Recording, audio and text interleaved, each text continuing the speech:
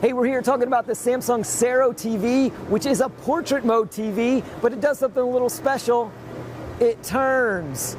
So it also is a standard landscape mode TV. This is aimed at Gen Z Millennials who are running their content off of their mobile device. So let's take a closer look.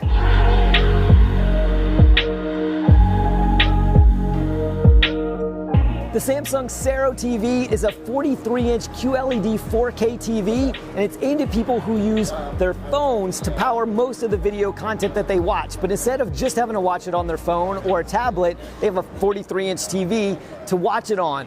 And since 40% of all videos are now in portrait mode, especially because of things like Instagram, Snapchat, TikTok, that's why this TV makes a lot of sense for users who want to look at their content on a much bigger and better screen. So you're going to see some interesting things from this TV for that millennial and Gen Z crowd. Another interesting thing about the TV is it takes some lessons from the Samsung Frame TV and the Serif TV. It has an ambient mode where you can look at other things on the TV when you're not using it. On the screen becomes a piece of art, essentially. You can have photos on there, you can have a calendar, there's even some little videos with different kinds of scenes, a window scene with some books, a fireplace scene, all kinds of options that you have with this.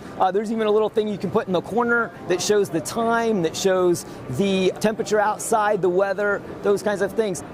It not only supports Galaxy devices, which you can just tap to the side of the TV, it also supports Apple AirPlay 2 devices, so you can use iPhones to work with this as well. This product is already available in Korea, and it's coming to the US in the second half of 2020. All right, for continuous coverage of CES 2020, subscribe to the CNET YouTube channel. Thanks for watching.